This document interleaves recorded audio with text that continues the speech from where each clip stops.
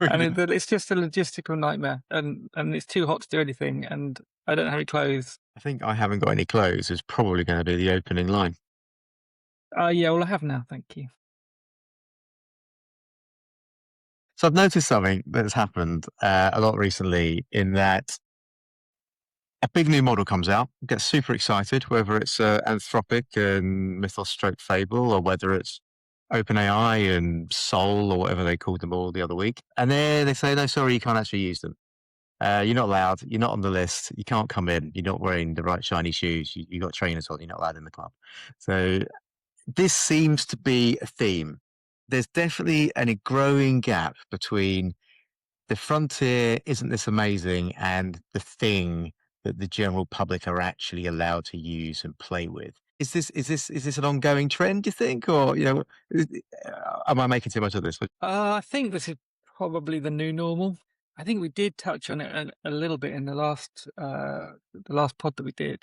But yeah, as these models get more and more capable, they are becoming significant national security assets. Everyone's getting very nervous about cyber and that kind of thing. Rival states getting access to frontier technology.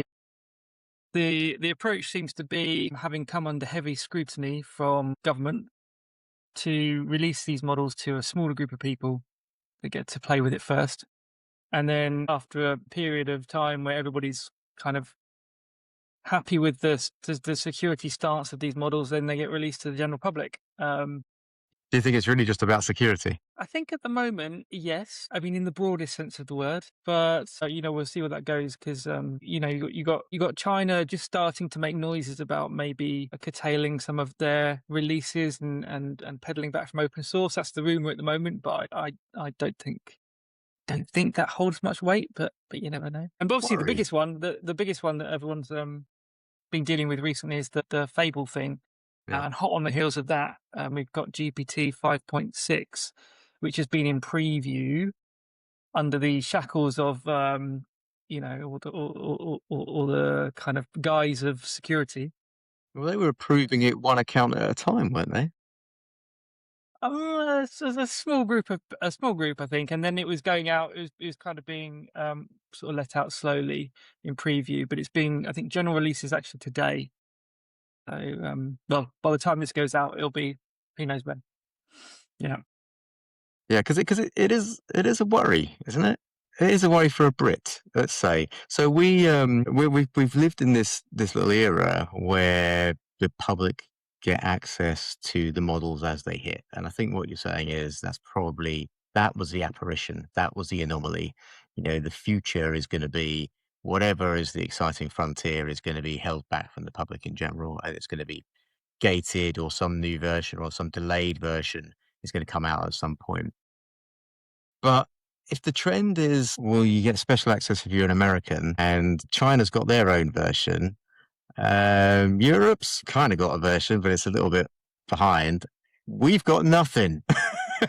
It's just because yes, okay, security is a big part of it, but also increasingly as organizations build their businesses, their economic models on this, there's a significant trading advantage potentially if you get access to a frontier model or an advanced model, and your competitors across the water, i.e., us, have only got access to whatever they let us have access a year ago. Yeah, I mean, that's obviously not the case today, but it could go that way, yeah. And actually, it reminds me of this book I read a couple of years ago, I think, by Mustafa Suleiman, who is the CEO for AI of Microsoft. And this book is called The Coming Wave. And if you want to be kept up all night, every night, worrying about the end of the world, it's definitely worth a read. But he said back then that he thought this was the way it was going to have to go because in the same he was likening the danger in this unbounded intelligence and this exponential increase in the power of AI to the proliferation of nuclear weapons. He said, calling very much for this to be brought under control. And so in some ways I think that's what you're starting to see now. So do you think this could be genuine? They're genuinely looking after our well-being here. Can you feel the skepticism in my voice? Yes, I don't know, but I am worried about the fact that people are not very good at understanding exponential growth. I was watching a video the other day actually of this guy trying to explain it, and he was like, when you get that bit of paper and you fold it kind of like 100 times, right? You try and fold it 100 times. Of course, you can't. You can only fold it 5 to 7 times. But if you could fold it 100 times, it would reach from like here to the moon, or something crazy like that. And you're looking at this bit of paper, and you kind of get the maths, but it doesn't make any sense. But that's kind of the power of this exponential thing. And, we're having these models coming out now that have gone from hundreds of parameters to hundreds of thousands of parameters to billions of parameters to trillions of parameters. And then you've got this, Fable, which uh, the commentary says it's something like, it could be something like a 10 trillion parameter model. And that's in the space of like 3, 4 years. So and let's be clear, the level of intelligence that Fable 5 has given us before it was kind of before they did a hatchet job on it and then re-released it. The first version of Fable that was actually like mega intelligent was pretty groundbreaking, you know. And if there's a doubling of that in another 6 months or another year or whatever it is, and it just continues to double, then where are we going to be in 5 years if we don't start to put some kind of control around this? I think there is some sincerity in it. I don't know if the actors involved at the moment are acting because of that, or if they're just throwing their toys out the pram. But I do think it's something we need to be cognizant of, and you know, and obviously the legislation that's now starting to come in the EU and is going to start biting as of August, I think.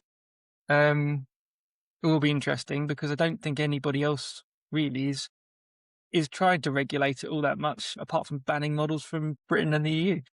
I think that's going to become a concern. It'll be interesting, actually, if the current rate of progress from the US companies compared to the European efforts and the non-existent UK ones, if that continues to go on its current trend, there'll come a point where European organizations are going to be begging for access, right? It's not going to be about regulating and banning. We're going to be so far behind. We just need access to something they're going to let us have access to.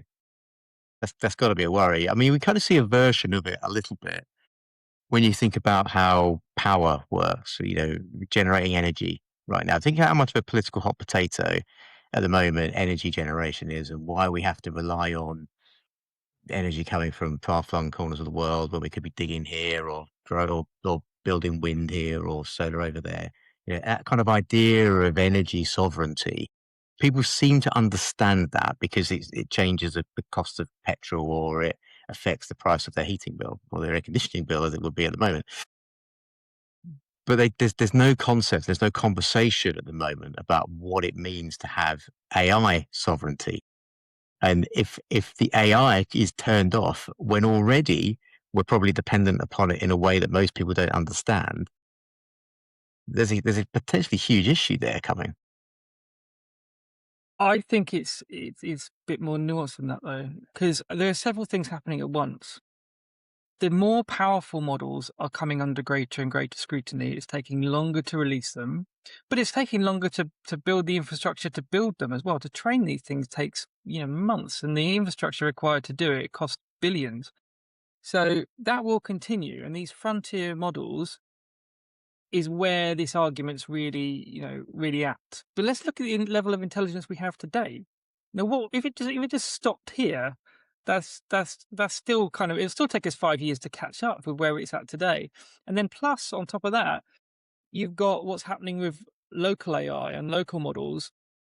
And the stuff we're seeing today, we're in the car phone era of local models. It won't be long, 5 years time, you will have Fable running on a mid-range laptop locally, or the equivalent of that intelligence.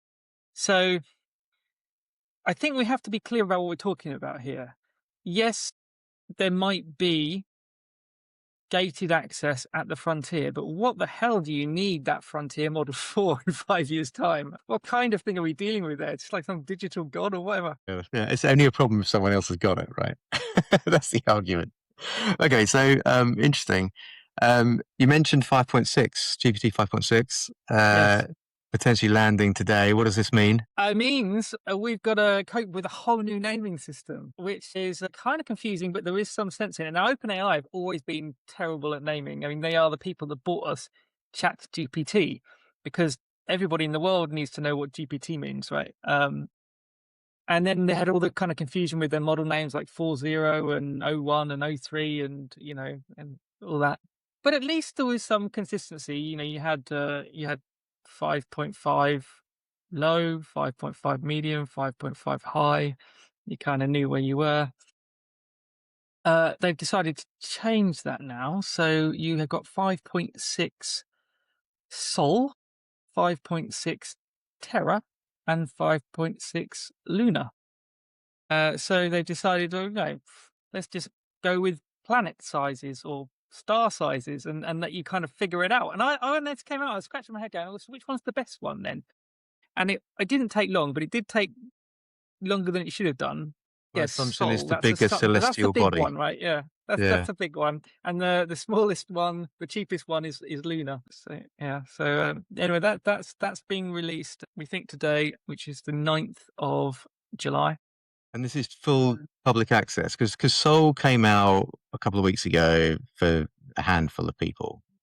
Right? Are we Yes. getting? Is it the Fable story where we're getting a chopped up one that we can have, or are we getting the actual one? Well, we think we're getting the actual one. And don't forget that the whole Fable debacle happened before 5.6 went into kind of preview.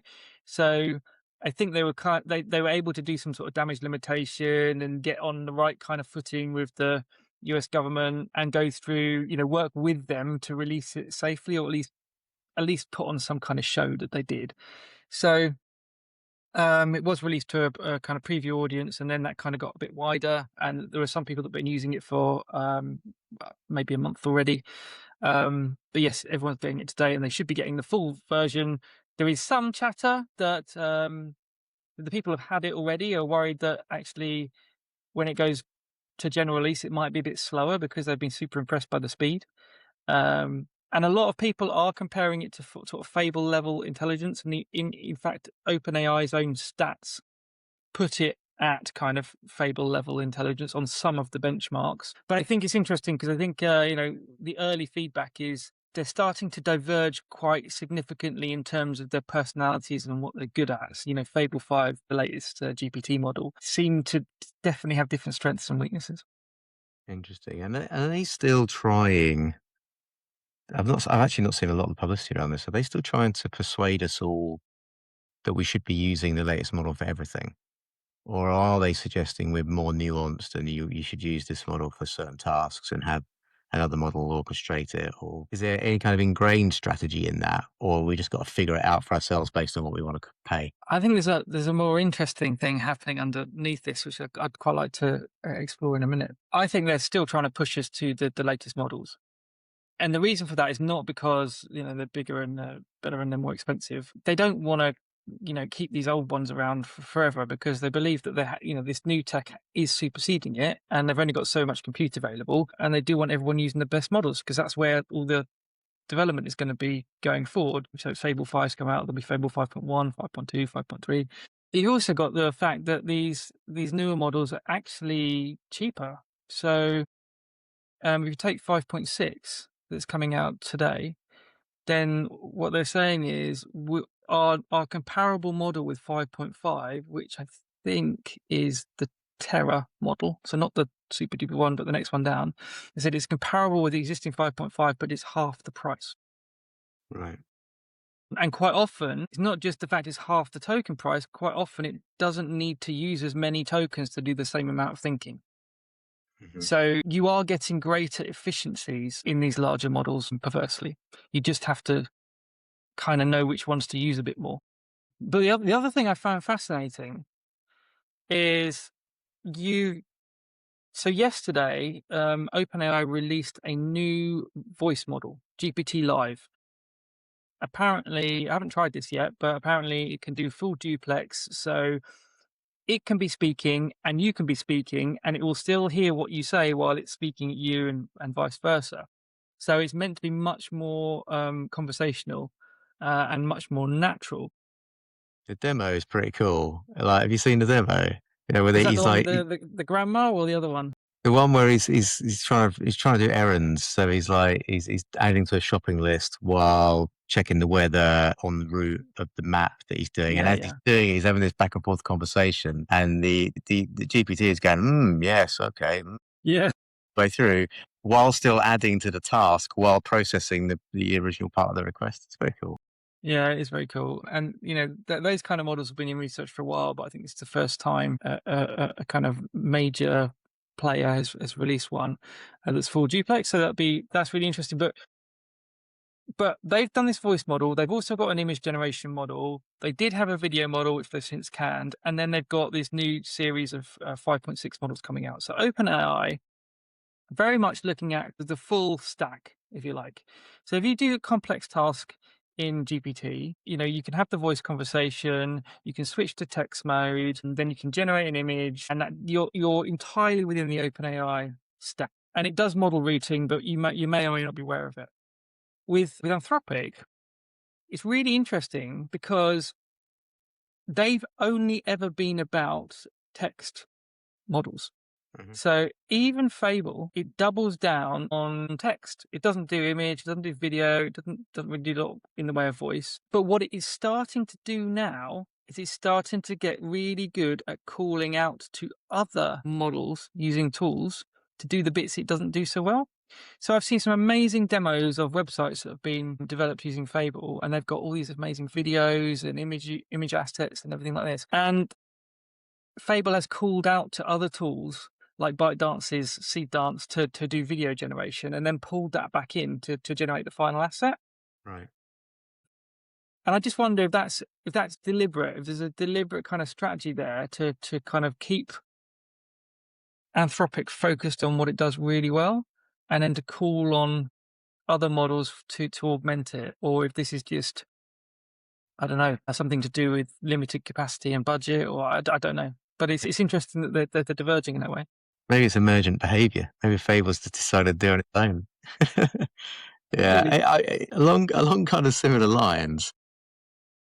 And again, whether it's deliberate or not, one of the things I saw people doing with Fable over the last week or so, because there was a pricing change. I think you could get Fable access on your standard account up until beginning of this week, I think it was, and then it switched to API access only or token access only. But so what people were doing, they were trying to use Fable on that old pricing model to create essentially their backbone, their brain, their source of information, so that the Opus models could then access them much more effectively, or Fable could be used directly, but at a much more effective rate because it had already created its kind of knowledge base in a way that was most accessible.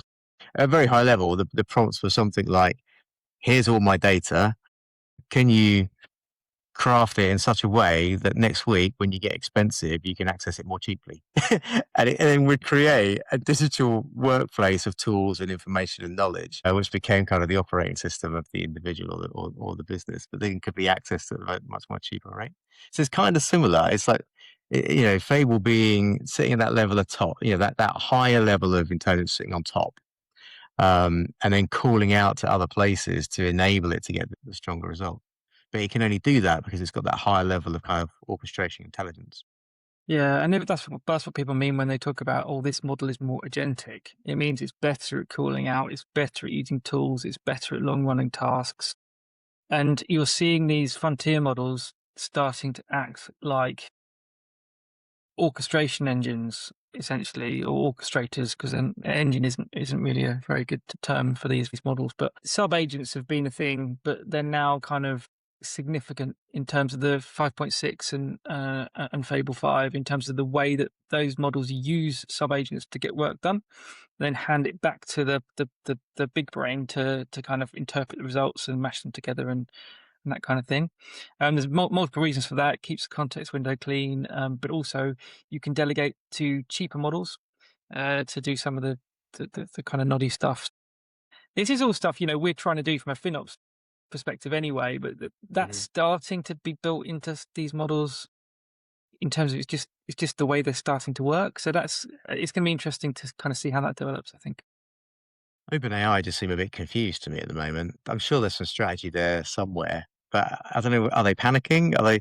Well, so you mentioned the video thing, and obviously there was a lot of song and dance when was it when it saw. It was very good. Everyone very much enjoyed making their 7-second video clips. It was fantastic. Broke the internet for a day or two, but then they canned it. So Anthropic on the one hand, very much we do text, we're going to get very good at it. OpenAI have said, well, we started off doing text and then we did images and now we still do images, but then we did video. We stopped doing video. Now we're going being on GPS voice. Voice is going to be the next thing. That's super cool. That's really, really clever as well. What are they trying to do? Are they deliberately trying to be, well, then they're not deliberately trying to be everything because they've turned the video off. Are they just hunting the money? Is that, who's going to pay for something? Is that what they're doing? I think that's exactly what they're doing. Because they're a frontier company, they've always been into research and model generation and AI in the broader sense of the word, right? Not just LLMs. So it makes sense that they're looking at all these things that AI can be used in, right? So text generation, video, images, voice. But at some point, you've got to start making money. Also, and I think even more than the money thing, there is such a huge limitation on compute. We just don't have enough of it to feed these models and the AI that exists already, let alone the stuff that we're trying to build out in the future. So they had to make some choices. You know, I think it's strategically quite sound. They're going, the video is really cool, but right now, if we dedicate all this compute resource to letting people create videos of cats that they can post on Instagram, not generating us any money, generating us some nice marketing buzz, but no money, and it's taking away all this compute that we could be making money off of. So they had to make quite a difficult call, I think. And in doing that, I mean, it was a really interesting move because it does make sense, I think, but it also seeds that whole area to other companies that aren't giving up on video. And I wonder if OpenAI will ever come back to play in that space, or if that's something that they're just going to let ByteDance run away with, or Google run away with. Yeah, in a similar way, you said maybe Anthropic are setting up a situation where they can just call the tools. If you've got the right account with the right tools, they can just call the tools on your behalf. There's some consolidation inevitably going to happen around that at some point. But I think they're going to, we're at that stage now, aren't we, where they have to figure out where they're going to make their money, what they're really good at, what they're really going to invest in, rather than just kind of scattergun approach, Google Labs style. Now, one of the things I noticed the other day was that ChatGPT has dropped below 50% of the market share for the use of these chat apps for the first time since its inception. Now, obviously, when it came out, it was 100%. It's dropped below 50% of usage. So I think it was Gemini 30%, so it's still above Anthropic, so above Claude. Claude is about 10%. And that's, I guess Anthropic has never really tried. Like, it's still within a certain community, Anthropic and Claude, isn't it? Uh, Whereas Gemini is just everywhere. So it's in everything, and they almost don't care that you don't know, but it's just everywhere. Still only 30% though, even though it's everywhere. But ChatGPT is now under 50% for the first time. So again, is I don't know. I mean, obviously you have no idea, but you wonder if that's a concern for OpenAI about where they're going to generate the traction from, if that gateway drug is being kind of disseminated out to other places. Yeah, I mean, still got a mighty share, I think. But I didn't know that. I didn't know it's under 50% now. And I suppose again, you could argue they've had a deliberate shift, haven't they? Like when they launched, it was very much a B2C focus. They were going after the consumer market. Their stated mission was to create, the best personal AI at some point. So it was very much consumer focused. Mhm. And maybe that's still going on. There's noises that they're making these products, and they've got Johnny Ive involved, and so maybe they haven't given up on that entirely, but they have got to make some money. And all of these businesses have figured out now. All these companies have figured out that the way you make money is by targeting the knowledge economy and the creative industry. So that's where you bait them, you get them onto your product, You switch them over to your API pricing, ratchet the cost up by 10 times. They're hooked on these models for coding and for legal work and for video generation and for call centers. And ultimately, that's where they're making their money. It's actually it's similar, isn't it? I guess what we experienced in the early days of the web, where you saw that kind of flip over from the consumer stuff's great, but it's not. We haven't got enough people using the web yet to get our return back on the investment. So we'll flip over to the B2B side and the infrastructure side and kind of focus more there. And it's yeah, there's nothing new under the sun, I don't think. So it just seems to be we're talking about models today. This is the model episode. Um, we talked about Fable, Anthropic. They've got their big thing. 5.6 is landing today, Soul and all that kind of stuff. Lovely. What's happened to X? Is X doing anything other than obviously making $1 trillion for somebody? Is Grok still alive? The problem is you can never write Elon off, can you? Just when you think something's nosediving, it's like this whole Tesla debacle. He pulls something out the bag. They merged Grok and XAI into SpaceX. So now it's just this mega crazy company that does everything called SpaceX. And while everyone was kind of focused on them mashing together what used to be Twitter and spaceships, and that was the story that didn't make sense, you could almost be forgiven for not seeing the acquisition they did on the side and then lumped it back into SpaceX as well. And what they did was they bought Cursor. And Cursor were one of the early movers in AI. They made one of the first agentic coding IDEs, which was very popular. We were using it quite a lot at one point. And then Codex came out and Claude Code came out, and they gobbled up all of Cursor's market share. But Cursor, didn't give up. They went away. They trained their own model, or a version of an open source model. They kind of they fine tuned it, made it better. They attracted more developers into it. They're actually very experienced. It's a very experienced team in terms of their ability to coax AI and get what they need out of it. And SpaceX bought them, and then that same team used the compute that was now available to them through that merger, or that acquisition rather, and trained this brand new model from the ground up, which was really, really good. And that was the news for a while. And then yesterday, things move fast, don't they? I think it was yesterday. They announced Grok 4.5, so XAI's Grok model. Yeah, it's always kind of been, a little bit behind, bit of a quirky, weird thing, bit dubious, has some market share, nobody really knows what to do with it.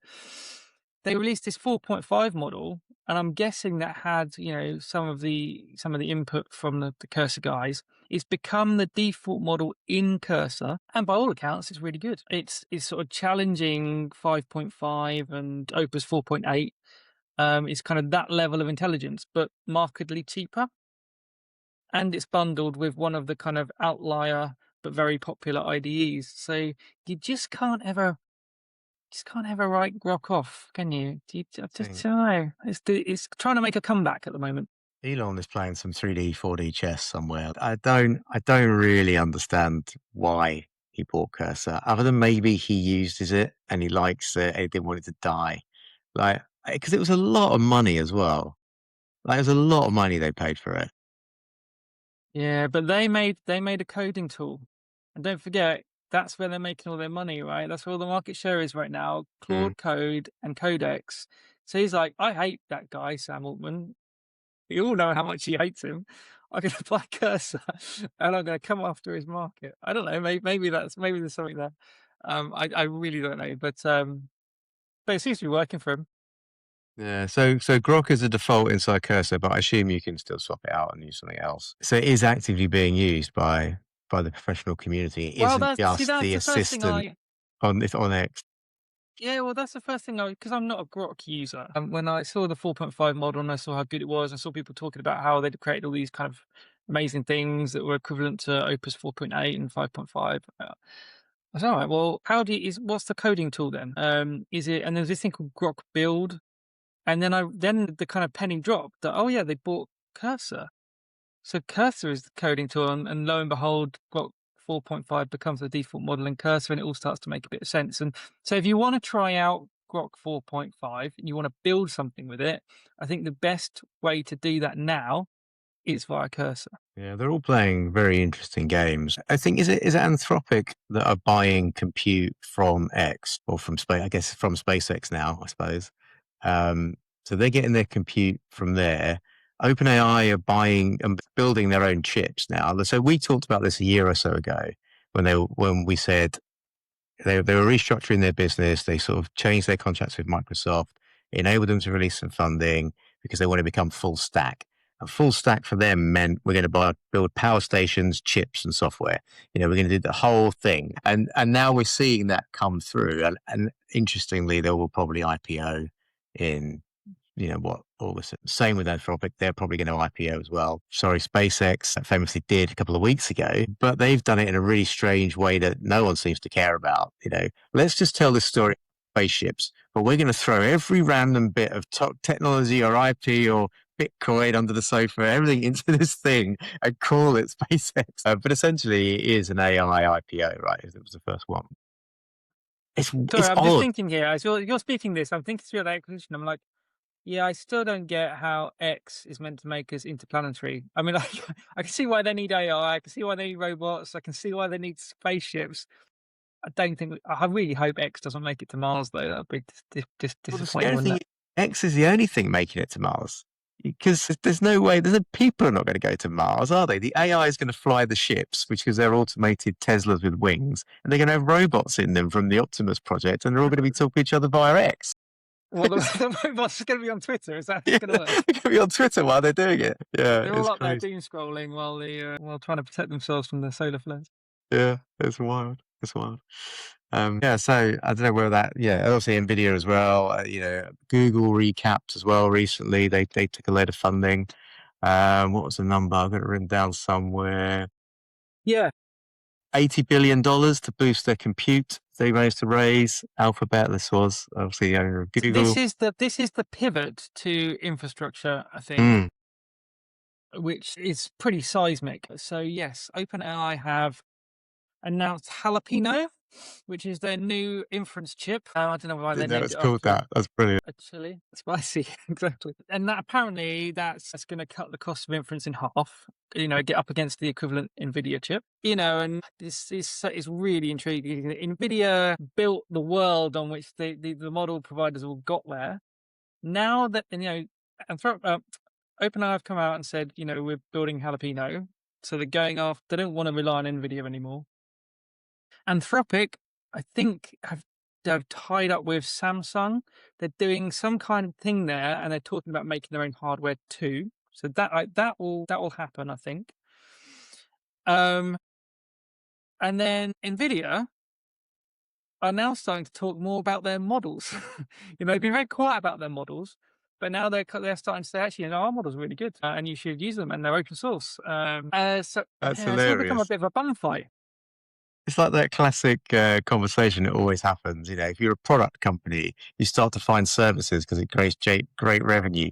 But if you're a service company, you try and find products because it brings layers of stability and repeat revenues. Well, NVIDIA, we make the hardware, we need a model. We make the Yeah, model, we need the hardware. yeah. Yeah, so they're all trying to play the same game. I mean, can't end well, can it? But also in this pivot to infrastructure, you mentioned that SpaceX had essentially rented a load of compute to Anthropic. That's true. What's interesting, and I'm not trying to imply anything here, but it's interesting that after SpaceX had access to Opus 4.8 running on their hardware, then we managed to release a model Grok 4.5 that was Opus 4.8 level. I mean, that's probably just sheer coincidence. But then Interesting. also in the news this week, Meta, who were a contender in the AI race, and have spent some ridiculous amount of money, 182 billion, on building these vast AI data centers to help us create super intelligence. Hmm. They have also decided that the easiest way to make money is to kind of give up on that and sell that compute to the model providers and the frontier labs. So, that Meta's doing deals with Anthropic and any model provider that will listen, I think, to I don't know if they're just renting compute or if they're going to try and become the kind of AWS of the model world, almost like a some kind of nasty corporate version of Hugging Face, Right. maybe.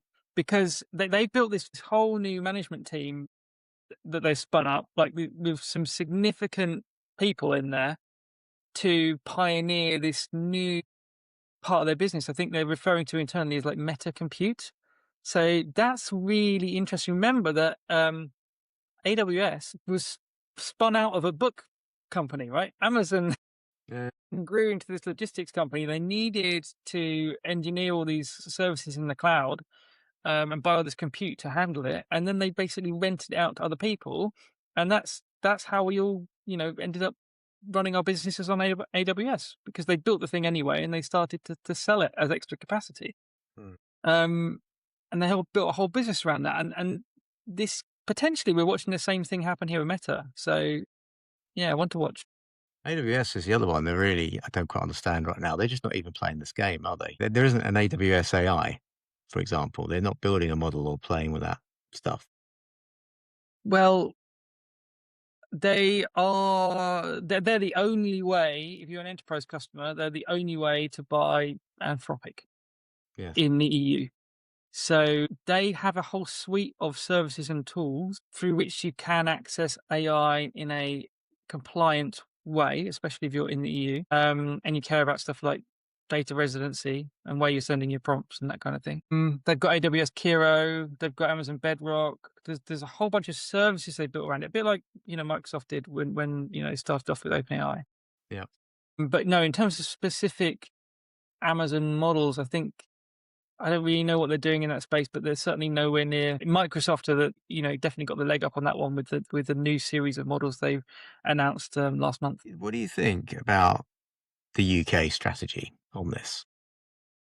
So, What strategy? Have we got one? well, there is one. It's kind of been stated, if you read between the lines, that the UK is capable of providing the application layer, effectively, the service layer on top of these frontier models, on top of the models that we in. Because we've got very clever people. We start great companies that end up migrating elsewhere often. But we can build those services as a nation. We can provide those applications, those utilities that sit on top of what is essentially rapidly becoming the infrastructure that the world runs upon. But that's starting to look incredibly risky because there may not be, and we hinted at this at the beginning, there may be a world where there isn't an infrastructure of any meaning on which to kind of build stuff. Is this a conversation that should be happening more wild? Because at the moment, no one in no one on the street knows anything about anything. They'd be like, "What are you talking about?" But it feels like some kind of almost existential threat that's hovering in the background. It's like a shadow around the corner. I think two things really. I think there is an application layer on top of AI, but I don't think it's probably what most people would think of when they hear application layer. I'm not saying there's a whole bunch of SaaS apps that the UK are going to be great at writing. I think in the same way that the cloud ended up being, a whole. Essentially, you've got the VM, right, or you've got the thing that hosts your application, but then you've got your Elastic Search thing, and then you've got your scalable database, and then you've got your blob storage, and then you've got your data lake, and then you've got your event hub, and then you've got your IoT streaming service. All of these kind of services that got built around the cloud. I think that we are going to end up with a whole bunch of services we don't have today built around the models, the brains, right? So yes, we've got these harnesses at the moment, and we've got these environments that we use, and we can augment. But I think significant services in terms of data exchange, in terms of kind of privacy management, in terms of memory, um, and personalization. I think that application layer, as I would refer to, around the models, is a thing, and is going to that's where this whole space is going to mature to the point where I think I wrote an article called Cloud 2.0, this idea that there's a whole infrastructure, a whole world of infrastructure and connectivity that's built around a foundation of intelligence. So just like VMs were the forebears of the cloud, the LLMs are the forebears of this new cloud. So I think there's potentially an opportunity there.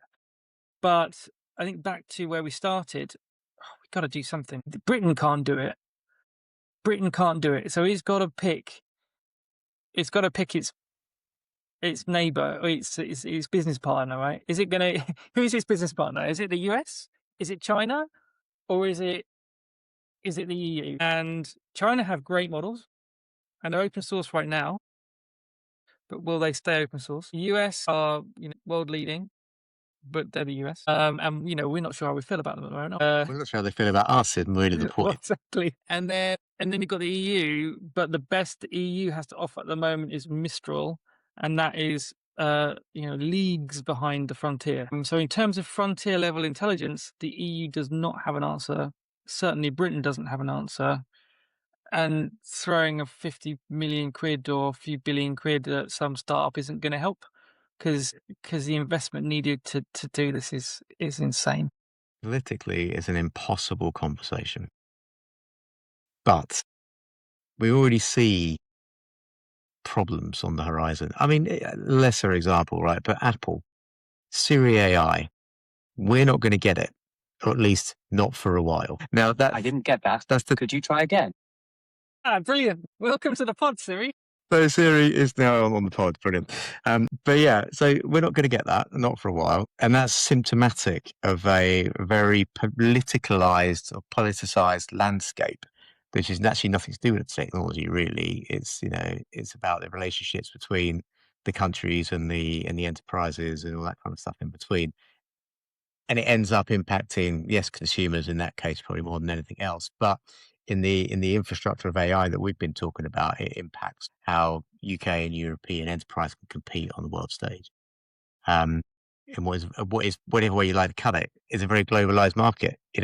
Our consumers will use whatever they want to use, and European and UK organisations are potentially being hamstrung by that. But it's not a conversation that anyone is able to have yet. I suspect it's going to come up at some point. I think we need to decide. We need to decide if we are going to play in this game at all, and if we do, then it has to be as part of the EU. And if we do, even as part of the EU, we probably have to resign ourselves to third place, because I don't think we have the compute or the infrastructure, or the money to lead the frontier in terms of models now. I think the horse has bolted. So we could decide to build our sovereign AI, but it just won't be as good. Is it worth it? But then what's the alternative? I don't know. I think this is, and I don't hear much about this. I think this should be a massive debate right now. Yeah. Especially with all the stuff that's happened with Fable and recently with 5.6. It should be a massive debate, but it's not. That's really my point. My point is, I think this is huge, and no one is talking about it. I don't have any answers. I don't think there are any easy answers. It's politically untouchable. But it's a conversation we should be having, I think. And on that bombshell, that's the pod.